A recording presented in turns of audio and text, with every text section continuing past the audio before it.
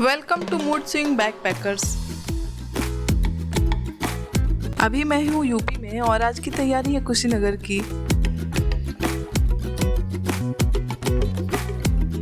हरे भरे पेड़ पौधे देखते हुए लगभग 3 बज रहे हैं और हम पहुँच चुके हैं कुशीनगर में। और ये है चाइनीज बुद्धिस्ट टेम्पल जो मेन गेट से एंट्री करते ही आपको मिल जाएगा, जो कि 2 स्टोरीड मतलब 2 मंजिला इमारत है। और यहाँ की खूबसूरती का तो कोई जवाब ही नहीं है। मंदिर के अंदर आपको 4 महत्वपूर्ण बौद्ध तीर्थ स्थलों जैसे लुम्बिनी, सारनाथ और बोध गया के साथ साथ कुशीनगर के मंदिरों की भी प्रतिकृतियां दिखेंगी। वैसे तो आप किसी भी मौसम में आ सकते हैं, बट मुझे पर्सनली यहाँ विंटर में आना अच्छा लगता है। और न्यू ईयर के टाइम पे तो यहाँ की रौनक ही अलग होती है। मंदिर में चाइनीज स्टैचू के साथ साथ ये बैड बॉय और गुड बॉय भी हैं। मुझे इनका नाम नहीं पता क्या है।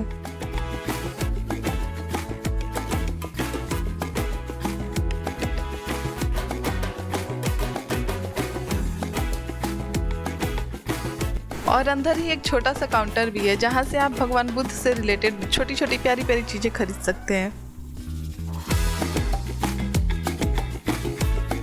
और ये रहे ड्रैगन भाई साहब चीन के कल्चर को रिप्रेजेंट करते हुए।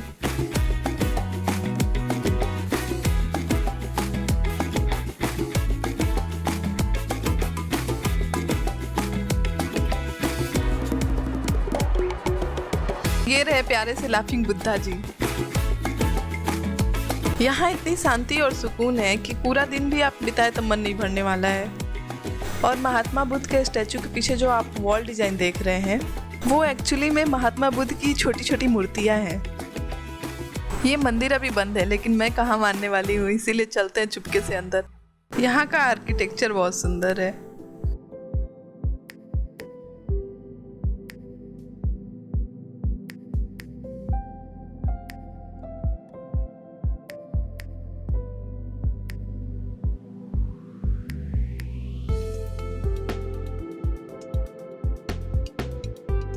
कोई डांट के भगा दे यहाँ से, इससे पहले चलते हैं बाहर। और लाफिंग बुद्धा जी को बोलते हैं बाय, क्योंकि काफी लेट हो चुके हैं हम लोग। कुशीनगर एक बौद्ध तीर्थ स्थल है।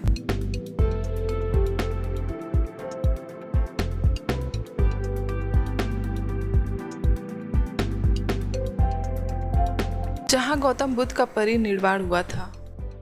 कुशीनगर में आपको चाइनीज, जापानीज और हिंदू मंदिरों के साथ साथ महात्मा बुद्ध की बहुत सारी मंदिरें और उनके जीवन काल के बारे में जानने को मिलेगा। बहुत सारी मंदिरें शायद 230 बीसी से 413 एडी तक की हैं।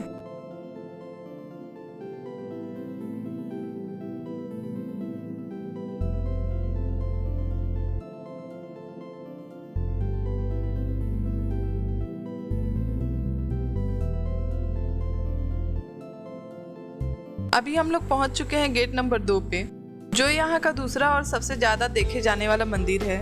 मंदिर को ज्यादातर लोग यहाँ पे स्वर्ण मंदिर के नाम से जानते हैं या वर्मी मंदिर के नाम से जानते हैं। यहाँ मंदिर के अंदर ही एक सरोवर भी है। पहले चलते हैं सरोवर की तरफ। आप चाहें तो यहाँ बोटिंग भी कर सकते हैं, लेकिन बोटिंग मुझे कुछ खास पसंद नहीं है, इसलिए मैं नहीं गई।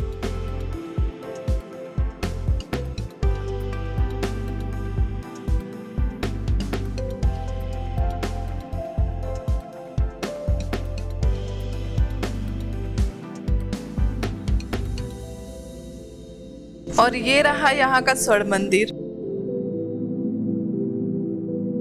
मंदिर सच में बहुत सुंदर है। अगर आप लोग यहाँ आए तो ये मंदिर जरूर देखें। मंदिर में 4 गेट है और चारों में गौतम बुद्ध की अलग अलग मूर्तियां रखी गई हैं।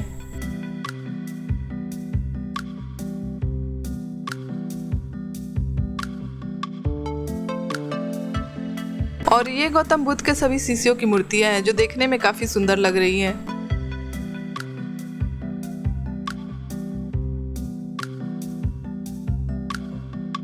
अगर आपको फोटो खिंचाने का शौक है तो आप यहाँ 8 से 10 घंटे रुक सकते हैं, तभी भी आपका मन नहीं भरने वाला है।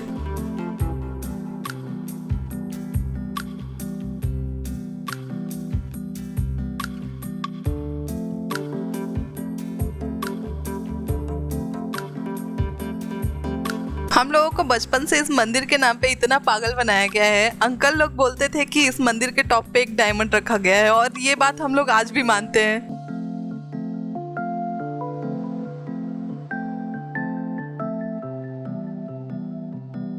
और अब चलते हैं मंदिर से बाहर क्योंकि काफी लेट हो चुका है। घूमते घूमते टाइम का पता ही नहीं चला।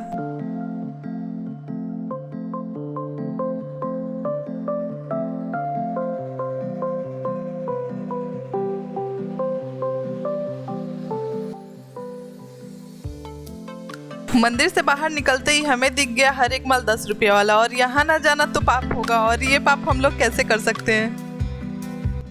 10-10 रुपये वाला सामान खरीद के हम लोग निकल आए यहाँ के मेन मंदिर की तरफ। यहाँ बारिश काफी हो रही है जिसके वजह से भीड़ बहुत ही कम दिख रही है, नहीं तो बहुत भरा हुआ रहता है। और ये वही घंटा है जिसके वजह से हम लोग बहुत डांट सुनते थे। कुछ लोगों को तो लाठियां भी पड़ जाती थी। अच्छा हुआ ये बंद हो गया। और ये रहा परिनिर्वाणा स्तूप, यहाँ का मेन मंदिर।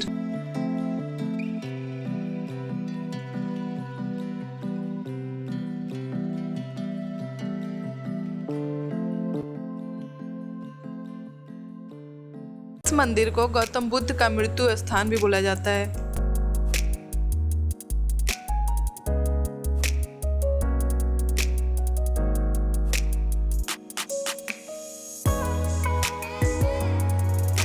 इस मंदिर के अंदर गौतम बुद्ध की लगभग 6.1 मीटर लंबी टूटी हुई प्रतिमा रखी गई है।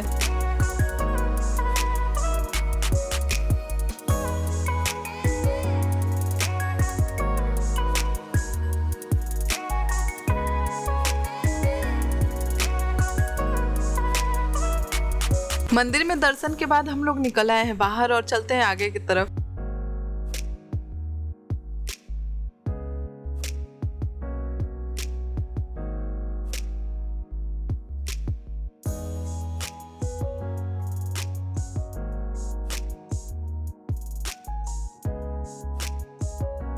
और आपको यहाँ बहुत सारी लव स्टोरी या तो कुछ घर के सुख चैन की मन्नतें भी देखने को मिल जाएंगी।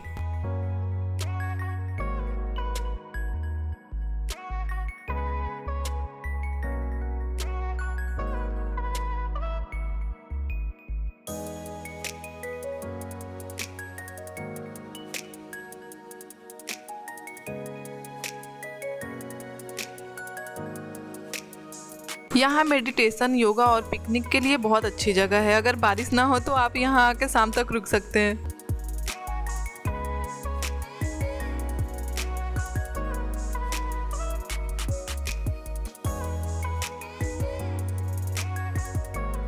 यहाँ घूमने के लिए अभी भी बहुत सारी चीजें हैं, जैसे म्यूजियम है, नदी है और मंदिरें भी हैं। लेकिन काफी लेट हो गया है और म्यूजियम भी बंद हो गया है, इसलिए हम लोग चलते हैं वापस और चल के खाते हैं कुछ खाना वाना, क्योंकि सुबह से घूम घूम के थक गए हैं हम लोग।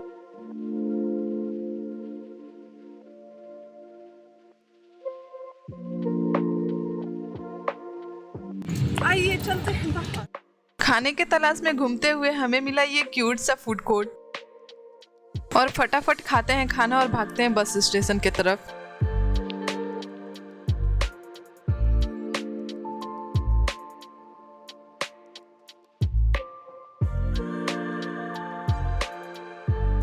बड़े दिनों बाद मौसम का रुख बदला तो हमने भी अपना मूड बदल लिया और हम लोग निकल गए हैं गोरखपुर के लिए। अभी पहुंचे हैं हम गोरखपुर के चौरी चौरा में। आइए चलते हैं शहीद स्मारक में, जो रेलवे स्टेशन से बिल्कुल सामने ही है।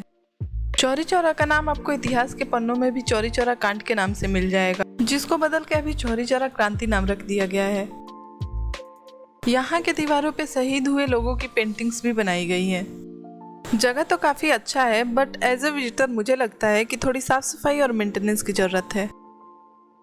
और धूप इतनी तेज है कि थोड़ी देर और हम लोग यहाँ रहे तो रोस्टेड ह्यूमन कहलाएंगे। तो इसीलिए अभी चलते हैं म्यूजियम की तरफ, जो स्मारक के सामने ही है। यहाँ शहीदों को देख के आंख नम होने के साथ साथ आपका दिल भी खुश होने वाला है साफ सफाई देख के। यहाँ 4 फरवरी 1922 से जुड़े आंदोलनकारियों के स्टैचू के साथ साथ यहाँ का इतिहास भी रखा गया है। चौरी चौरा में घूमने के लिए ज्यादा कुछ तो नहीं है, लेकिन चौरी चौरा का इतिहास ही बहुत बड़ा है।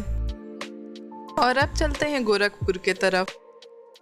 दोपहर के लगभग 3:30 बज रहा है और हम पहुंच चुके हैं गोरखपुर।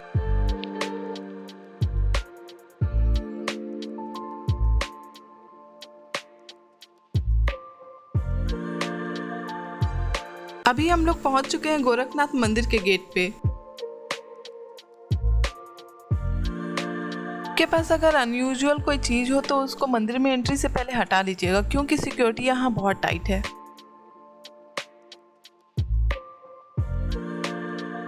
और अब चलते हैं मंदिर के अंदर, करते हैं बाबा का दर्शन।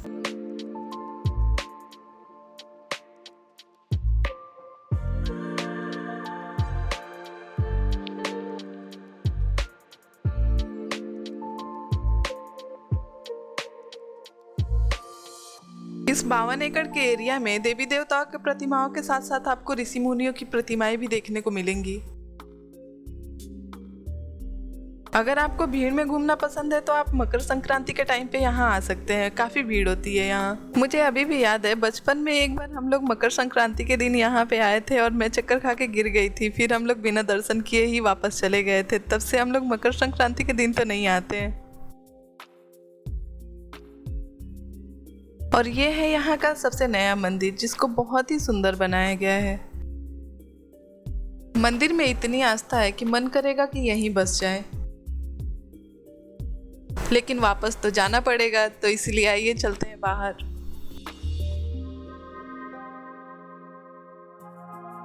बाहर बहुत सारे छोटे छोटे से स्टॉल लगे हुए हैं, तो बिना सामान खरीदे हम लोग कैसे जा सकते हैं वापस। मंदिर में घूमने के बाद बहुत जोरों की भूख लगी है, तो हम लोग आ गए सिटी मॉल, जो गोलघर में है।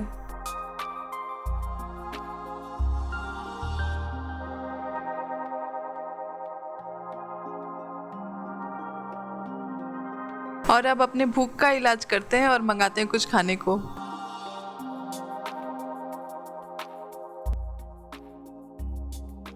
खा पी के फटाफट भागते हैं यहाँ से और दिखाते हैं आपको गोरखपुर की मोस्ट ब्यूटीफुल शाम, जो है गोरखपुर का लाइट शो, जहां आपको गोरखपुर के इतिहास के बारे में भी पता चलेगा। अब खुद को म्यूट करते हैं और एंजॉय करते हैं इस लाइट शो को।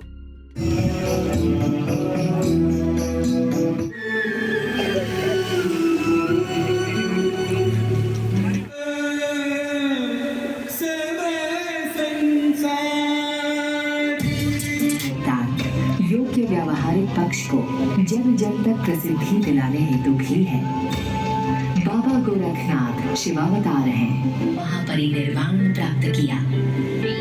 बुद्ध ने सत्य, अहिंसा, अस्तेय जैसे मूल्यों का प्रचार किया। इस शो की टाइमिंग सर्दियों में 6 से 7 और गर्मियों में 7 से 8 के बीच में चलती है। समानता के जो स्वर सुनाई देते हैं, उनका शंखनाद सर्वप्रथम गौतम बुद्ध ने ही तो किया था।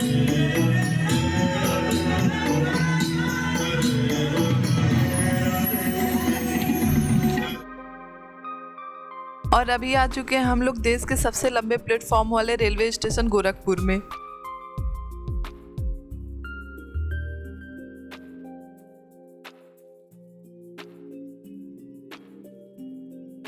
हम लोगों की थकान और धूप से हालत खराब हो चुकी है और ट्रेन भी छूट गई है। अभी रात के 11:30 हो रहा है और हमारी ट्रेन आ चुकी है। मिलते हैं अगले सफर में।